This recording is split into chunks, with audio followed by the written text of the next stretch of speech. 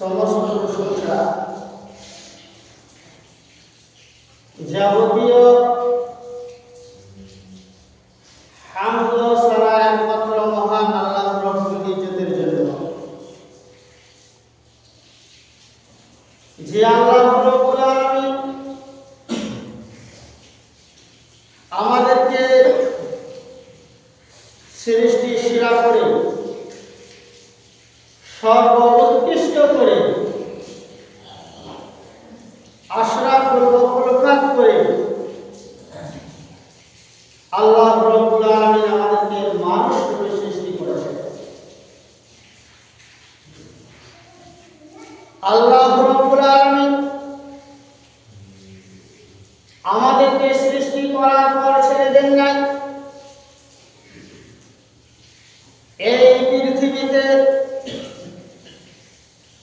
যুগে যুগে কালে কালে অসংখ্য নবী ও রাসূল প্রেরণ করেছেন।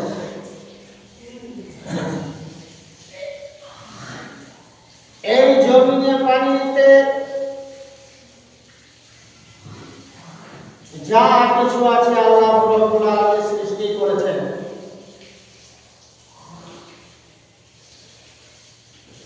তারপরে পরে আমাদের ধর্মের কর্মের সেরা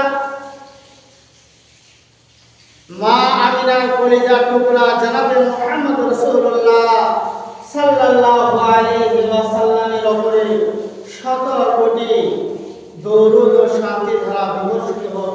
আল্লাহুম্মা সাল্লি আলাইহি আল্লাহুম্মা বারিক আলাইহি। যে নবী দুঃখকে দুঃখ না মনে করে, কষ্টকে কষ্ট না মনে করে তিনি ইসলামকে প্রচারিত করেছেন, মানুষকে অন্ধকার থেকে উপর থেকে আলোর দিকে আনায়ন করেছেন। যাই হোক, আজ পবিত্র জুম্মার দিন। আজকে আপনাদের সম্মুখে সালাত অর্থাৎ নামাজ সম্পর্কে দু চার কথা বলবো।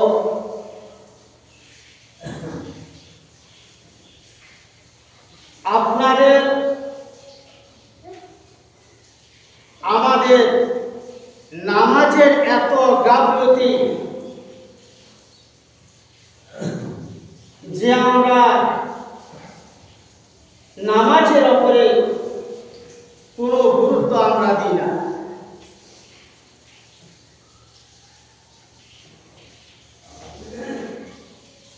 যে সমস্ত ইবাদত করে জান্নাতের আশা লাভ করা যায়, সেটা হচ্ছে অন্যতম এক নম্বর হচ্ছে নামাজ। আপনি এই পৃথিবীতে জমিনে যতই নেক আমল করুক না কেন, করেন না কেন, দান, সাদকা, খয়রাত, যাকাত, আপনি যতই দান করুন না কেন, আপনার নামাজ যদি না থাকে তাহলে আপনি যতই নেক আমল করে থাকেন সব আপনার আমল বাতিল বলে গণ্য হবে। সব আমল আপনার বিনষ্ট হয়ে যাবে। আল্লাহ রাব্বুল আলামিন সূরা আনকাবুতের 20 পারায় 45 নম্বর আয়াতে আল্লাহ রাব্বুল আলামিন বলেন, ইন্নাস সালাতা তানহা আনিল ফাহশাই ওয়াল মুনকার ওয়াজকুরুল্লাহিল আকবার ওয়াল্লাহু ইয়ালামু মা তাসনাউন। নিশ্চয় নামাজ অশ্লীল এবং অসৎ মন্দ কাজ থেকে, খারাপ কাজ থেকে বিরত রাখে, খারাপ কাজ থেকে নিষেধ করে, নামাজ ভালো কাজের জন্য আদেশ দেয়। আপনি আমি যাই কিছু করি না কেন, আল্লাহ রাব্বুল আলামিন এই সব বিষয়ে অবগত আছেন। আল্লাহ রাব্বুল আলামিন সব কিছু জানেন। আমাদের অন্তরের মালিক, হৃদয়ের মালিক। আমরা যা কিছু করি না কেন সব কিছু বিষয়ের খবর আল্লাহ রাব্বুল আলামিনের কাছে আছেন, সব কিছু তিনি জানেন। দুঃখের বিষয়, আমরা কাজকর্ম ব্যস্ত থাকার কারণে আমাদের মধ্যে অনেক মুসল্লিরা আছে যে 5 ওয়াক্ত নামাজ আমরা ঠিকমতো হাজির দিতে পারি না, আমরা কাজা করি, অর্থাৎ আমরা 3 ওয়াক্ত করি, 2 ওয়াক্ত করি না। এরকম আমাদের মধ্যে অনেক মুসল্লি আছে। তাহলে নবীরা কি নামাজ পড়ে নাই? নবীরা কি কর্ম করে নাই? দেখেন, আদম থেকে নিয়ে যত নবী এসেছে সমস্ত নবী কর্মে ব্যস্ত ছিলেন। তাদের এক একটা কাজে তারা কর্ম করেছে এবং কর্মের মাধ্যমে তারা আল্লাহর ইবাদত করেছে, তারা সালাত আদায় করেছে, নামাজ পড়েছে। আমাদের আদম আলাইহিস সালাম, যাকে আমাদের পিতা বলা হয়, তার কর্ম কি ছিল জানেন? তার কর্ম ছিল কৃষিকাজ, চাষাবাদ। এবং তার 2 ছেলে হাবিল আর হাবিল, একজনা কৃষি কাজ করত আর একজনা গবাদি পশু পালিত করত। কিন্তু আদম আলাইহিস সালাম আল্লাহর ইবাদত করে নাই, নামাজ পড়ে নাই। তারা কর্ম করেছে কিন্তু আল্লাহর ইবাদত যথেষ্টভাবে তারা পালন করেছে, তারা দ্বীনের দাওয়াত দিয়েছে। তারপরে নবী আদমের পরে দেখেন আসছে হযরত নূহ আলাইহিস সালাম। নূহ আলাইহিস সালামের কি কাজ ছিল? তিনি ছিলেন কাঠ মিস্ত্রি। দেখেন, তারা চাকরিজীবী করে নাই, তারা শুধু এই সমস্ত কাজের মধ্যে ব্যস্ত ছিলেন। হযরত নূহ আলাইহিস সালাম ছিলেন কাঠ মিস্ত্রি। আমরা অনেক হাদিসে শুনেছি যে নূহ আলাইহিস সালাম, তার কাহিনী যদি বলতে যাই অনেক সময়ের দরকার।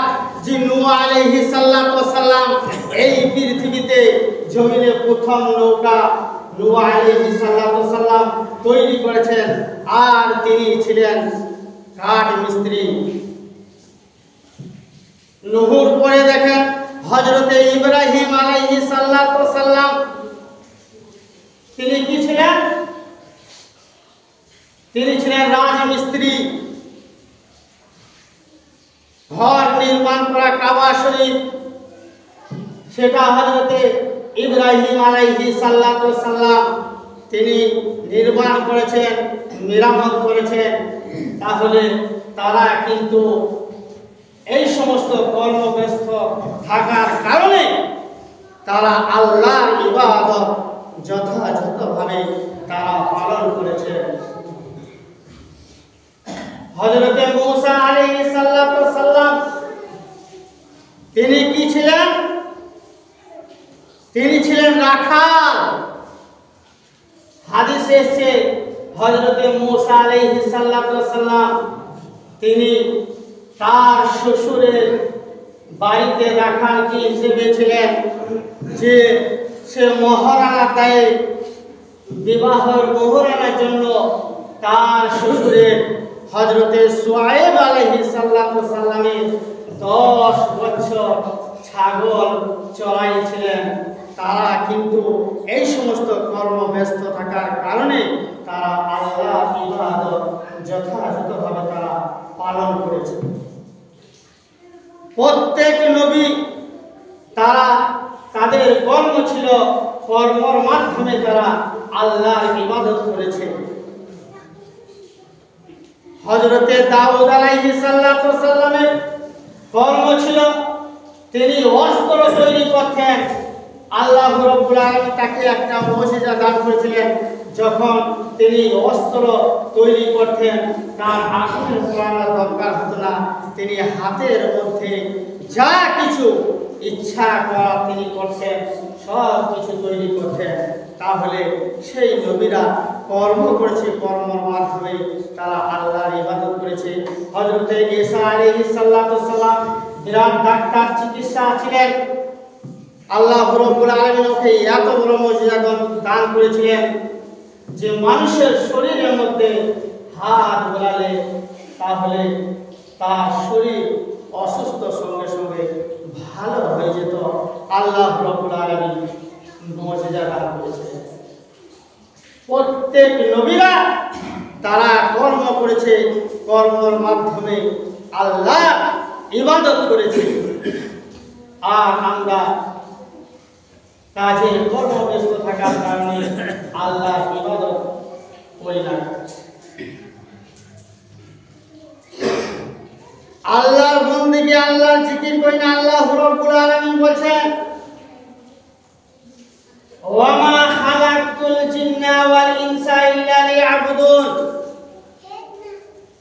এই পৃথিবীতে আমি জিন এবং ইনসানকে তাদেরকে শুধু সৃষ্টি করেছি একমাত্র আমার ইবাদত, বন্দেগী, জিকির আজকার করার জন্য। জিকির আজকার করার জন্য তাদেরকে সৃষ্টি করেছি। আমি তাদেরকে অন্য কোনো উদ্দেশ্য আমি তাদেরকে সৃষ্টি করি নাই। তাদেরকে একমাত্র আমার ইবাদত করার জন্য আল্লাহ রাব্বুল আলামিন বলেন আমি সৃষ্টি করেছি। আমরা আল্লাহর ইবাদত করি না। নামাজ এত একটা গুরুত্বপূর্ণ ইবাদত, আপনি যদি নামাজ যদি না পড়েন, এই পৃথিবীতে চলাফেরা আপনার জন্য হারাম, আপনার জন্য খাওয়া হারাম, আপনার জন্য থাকা হারাম, আপনার জন্য বসবাস করা হারাম। এই রুজি কে দিয়েছে? আল্লাহ রাব্বুল আলামিন তো দিয়েছে।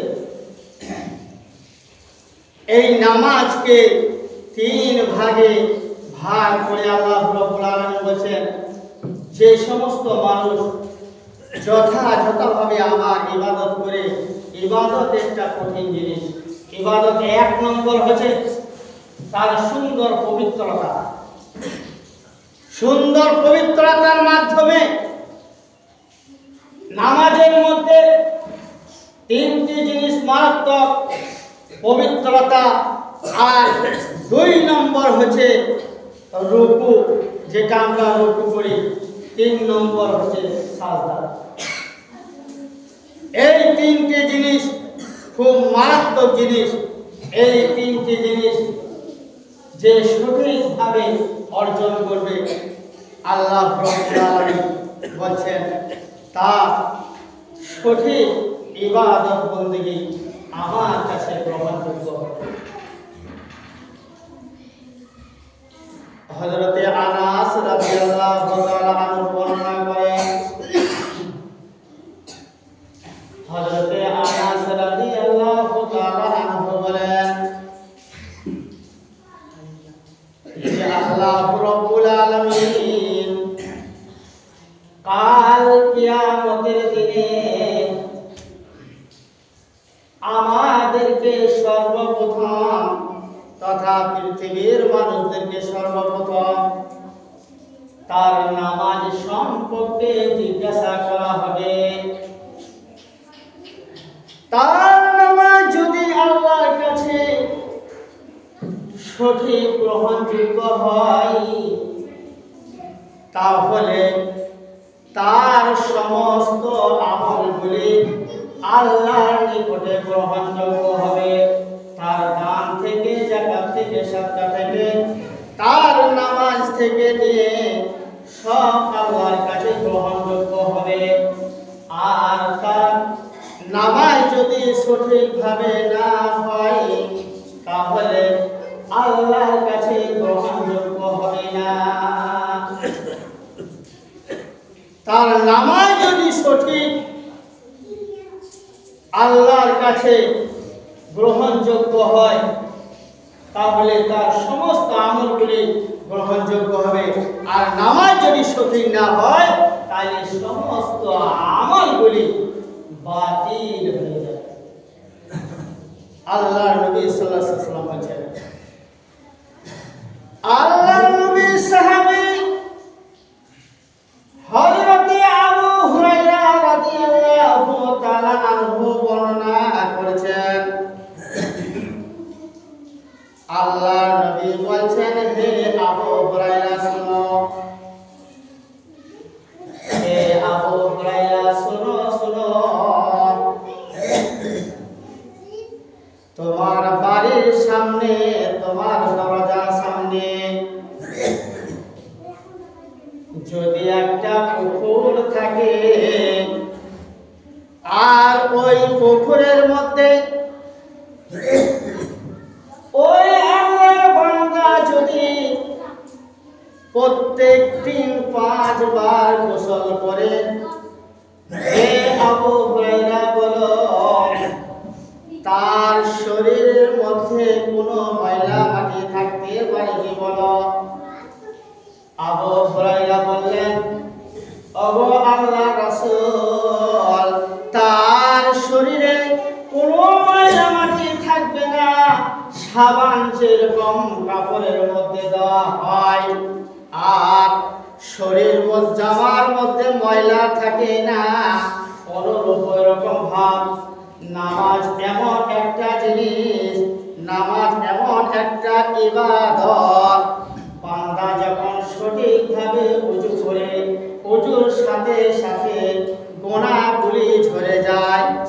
বান্দা যখন নামাজে দাঁড়ায় তার দুই কাঁধের উপরে যখন গুনাহগুলি থাকে, যখন রুকুতে যায়, রুকুতে যাওয়ার সাথে সাথে ওই বান্দার গুনাহগুলি ঝরে যায়। বান্দা যখন সাজদা যায় তখন ওই সাজদার মাধ্যমে তার সমস্ত গুনাহগুলি ঝরে যায়। শুধু তাই নয়, আবু হুরায়রাকে আল্লাহর রাসূল বললেন, সুন্দর করে ওযু করে বাড়ি থেকে যখন আসবে তার পদতলে একটা করে গুনাহের মোছন করা হবে।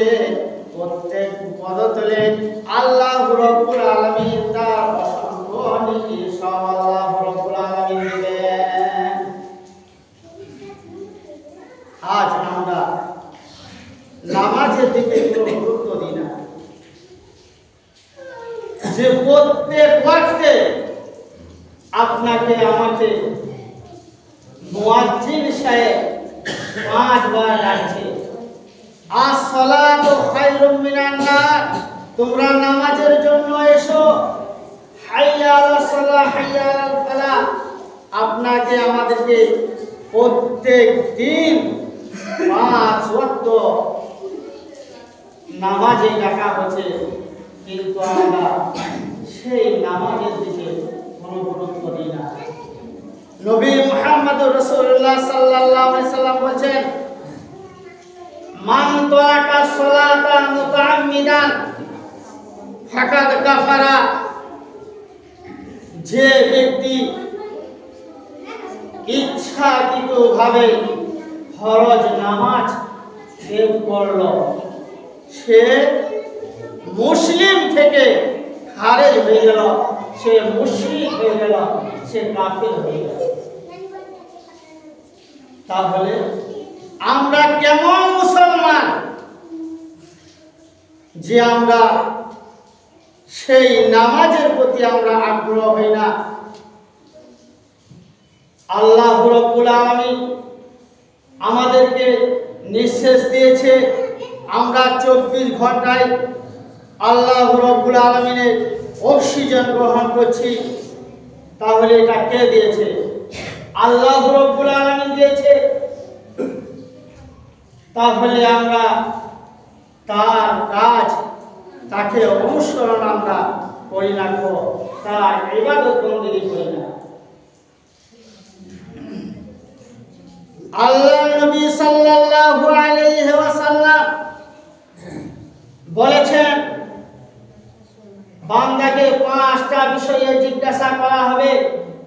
তোমার আয়ু সম্পর্কে, তোমার নামাজ সম্পর্কে, তোমাকে হায়াত দেওয়া হয়েছিল, তোমাকে কর্ম সম্পর্কে, তুমি কোন পথে উপার্জন করেছো, কোন পথে ব্যয় করেছো, প্রত্যেকটি জিনিস তোমাকে কাল কিয়ামতের দিনে আল্লাহ রাব্বুল আলামিনের কাছে হিসাব দিতে হবে। হিসাব যদি না দিতে পারেন ততক্ষণ পর্যন্ত আপনি পার হতে পারবেন না। চিন্তা করতে হবে যে আল্লাহ রাব্বুল আলামিন আমাদেরকে হায়াত দিয়েছে, আল্লাহ রাব্বুল আলামিন আমাদেরকে জীবিত রেখেছে, আমাদেরকে তার ধর্ম, তার ইবাদত করার জন্য আমাদেরকে পৃথিবীতে পাঠাচ্ছে। তার ইবাদত করতে হবে। আর ইবাদত যদি না করি, নামাজ যদি না পড়ি, তাহলে আমরা নিজেরাই বুঝতে পারছেন আমাদের ঠিকানা হবে জাহান্নাম। আমাদেরকে আল্লাহ রাব্বুল আলামিন বলেছেন, ওয়া আহলিকুন নারা, তুমি নিজে বাঁচো, তোমার আহাল পরিবার পরিজনদেরকে জাহান্নামের আগুন থেকে বাঁচাও, জাহান্নামের আগুন থেকে বাঁচাও। আমি নিজে নামাজ পড়ি, আর আমার বাড়িতে নামাজ পড়ে না। আমি নিজে নামাজ পড়লে আমি বাড়ির গার্জিয়ান, আমাকে প্রত্যেককে আদেশ করতে হবে, তাদেরকে নামাজের জন্য বেড়ে নিতে হবে। পরিশেষে দোয়া করি, আল্লাহ রাব্বুল আলামিন তুমি আমাদেরকে সরল সঠিক পথে চলার পদ্ধতি দান করুন। আমরা যেন 5 ওয়াক্ত সালাত, 5 ওয়াক্ত নামাজ পড়তে পারি। আল্লাহ রাব্বুল আলামিন আমাদের মনের মধ্যে যে সমস্ত শয়তানের আশায় পড়ে আছে, আল্লাহ তুমি আমাদের কাছ থেকে শয়তানকে দূর করে দাও। তুমি আমাদেরকে সঠিক পথে হিদায়াত দান করো। আল্লাহ